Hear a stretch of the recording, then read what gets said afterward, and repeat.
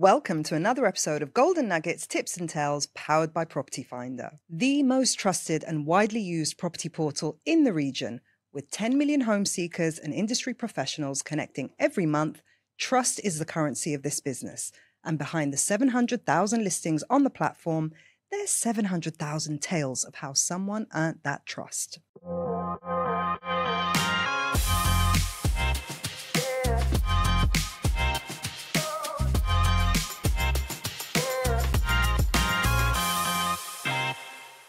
Today, I'm joined by Charbel Saad, one of Property Finder SuperAgents at Engel & Volkers. Welcome to the show. Thank you, Silvia. Thank you for having me. It's a pleasure to have you here. Thank you. And today I want to talk about trust, because trust, it works both ways. Client has to gain the trust of the agent, but the agent also has to gain the trust of the client.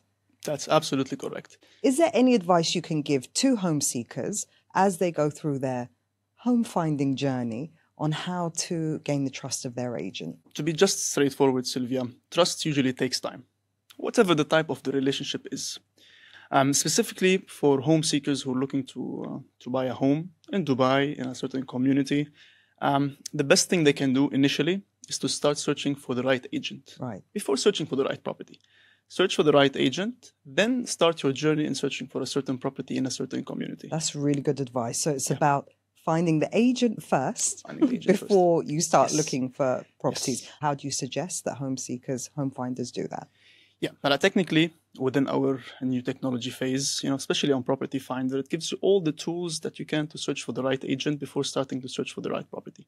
Specifically with the super agent criteria lately, that's been modified by Property Finder. And so you can go search for the right agent, check the transactions, that the listed properties also.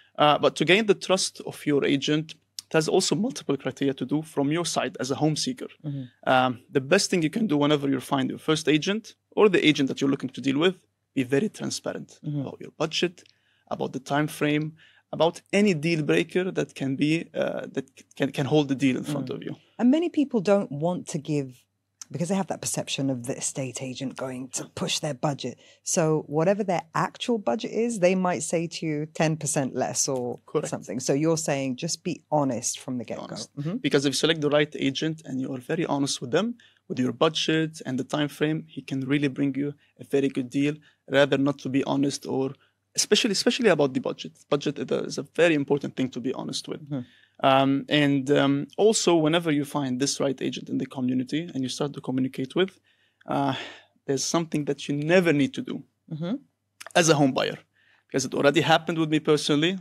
A very good deal, should have ended up in a very good way, but some action that was taken by home buyers weren't in the place. I smell a tail coming along. Yes. Can you walk us through that scenario? Yeah, absolutely. A couple of weeks ago, a buyer, a fresh tale, actually, inquired on one of my listed properties in a community that I personally specialize in, which is Tilal Al Gaf. Mm-hmm. They inquired on the property. This type of property that they've inquired in, it's an off-plan property, so it's not ready yet in Tilal Al Gaf. They came to our office. We sat down, had a fantastic meeting. Great guy, and we ran through the availability, and the property that he inquired for on Property Finder wasn't the right property for them because of the location. What was wrong with because it's in Tilal Al Gaf? How can the location be wrong? Location of the property itself in the community. Okay. They were looking for something single row, not back to back, and a certain criteria of the direction of the property. So there was many boxes to tick before proceeding.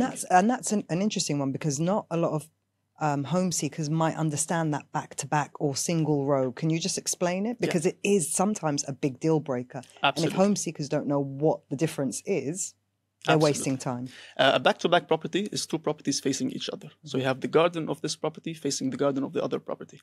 It's a less private property, yes, than a single row one. Single row means it's a single row property, not facing any property in front of it. It may face a park, might face a road also. So there's different type of single row properties too. Of course, people will prefer single row properties on back-to-back. So that was the scenario. They didn't like the property that they selected, and which is fine. So after a great meeting, we started searching for another availability. And my colleague in the company I work with, Engel & Volkers, They have another availability in the community, which is also great. Right. We sat Single down, row. single row, Yeah. tick all the boxes that the client wants. Everything was right, and we started the negotiation phase. It's a very critical phase in any deal, the negotiation phase. My colleague, she was representing the seller. I was representing the buyer. Everything was going good, smooth. Okay. Until one thing.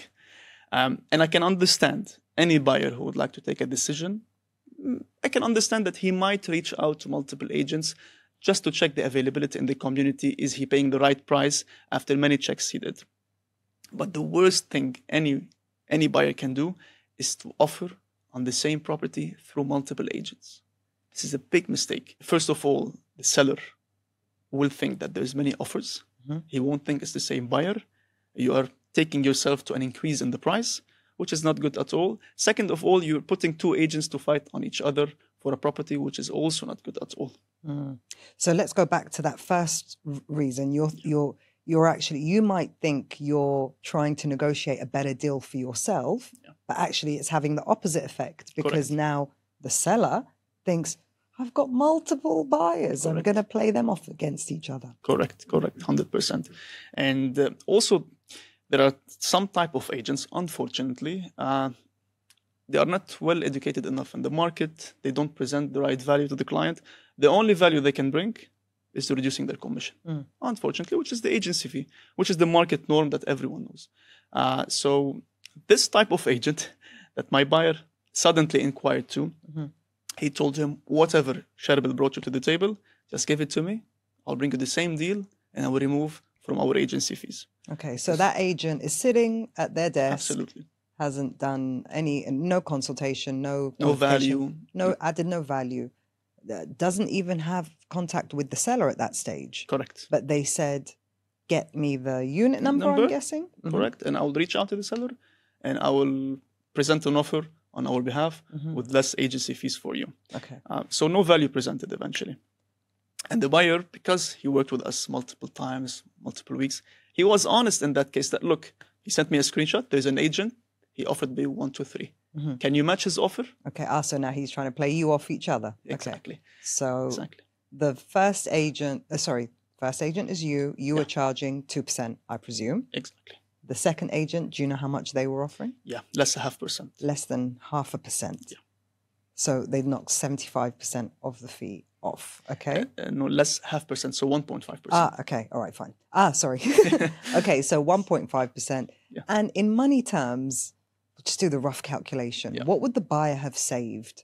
Approximately 20,000 dirhams. Okay. That's a substantial amount of money. Yeah. That could be furnishing the living room entirely, or it could be any buyer, any person, not only a buyer, anyone who can pay less 20,000 dirhams, if he has the opportunity, he will not hold on to it. It's attractive. I can't lie, but there's always a but. The thing is, at this stage, and I'm sure many deals happened recently in the market like that. One of the agents will lose the deal. Whoever will not contribute to the buyer's request. But at that stage, the best step we could do, or we did, is to be very honest with the other party. Talk me through the call or WhatsApp when he sent you the screenshot. He sent me the how screenshot. did you feel? He sent me the screenshot. I felt that, the work that you did, the meeting, the negotiations, finding the right property, because nowadays it's not easy to find the right opportunity for someone also. I felt it went all for zero, for nothing, which is not what we wanted to. But eventually, it's a competitive market. You have to deal with the situation and you have to find a solution, or else you're out. You don't have any other choice. So what basically happened? We saw the screenshot. We were very honest with the seller. We met the seller, me and his agent. We told him the situation is 1, 2, 3. What do you suggest? What we can do? Someone is playing with us. So you went and met them in person. Yes, in person, rather than with his agent, which is my colleague in the agency. So rather than have a phone call to break the news, never on the phone call, because on the phone call everything is quick. The reaction will be quick, and the best thing that saved our deal, Silvia, is that my colleague, she had a great relationship with the seller. Yeah. Nowadays, if you don't have a good relationship with the party you're representing, you're never gonna win. You're never gonna win. And this is the basic idea that having a relationship for weeks and months, not only for a day, like calling, hi, I have an offer, you will not get the best deal out of it. So what happened, we met with the seller, we sat down, we explained the situation, and we were very transparent about everything. And because we had a great relationship with him, he was very clear with us. Look, I'm going to sell my property only through your agency. I'm not going to let anyone play on the other side or anything. And it was very risky, to be honest with you, to speak about the buyer that, look, what's happening. Did the seller think it was a different person coming from the second agent, or did they know it was the same buyer? Initially, a different person. They thought it was a different person. Correct. So actually, as a home finder who's doing that, you risk that seller saying, I don't want to sell to this buyer at all. Correct. And you might talk yourself out of that unit completely. Correct. 100%. So we met with him, and he was very honest. I'm not going to sell my property only through your agency. So you can inform this buyer that if he wants to take the unit, you want to go ahead with it, it's only through you. Right. We went back to the buyer with a very happy face that if you want a property, you're going to take it through us. If you don't want, you can try with the other agent, and you can come back whenever you're ready. And after approximately half an hour, they called back. What did you do? What's happening? I told them we didn't do anything. The seller is happy with us. You want to go ahead with us. So either you have the option to be with us, or there's no property, unfortunately. And it ended up in a very good way, actually. So and they apologized after that. I know that it was a mistake by going and offering on the same property, and for nothing. There's no result behind it. So it was a happy ending. They didn't get their 20,000 saving. But they got the property. They're very happy. They're still our clients till today. They're very happy with us. We never opened the subject again. They bought multiple properties through us after that.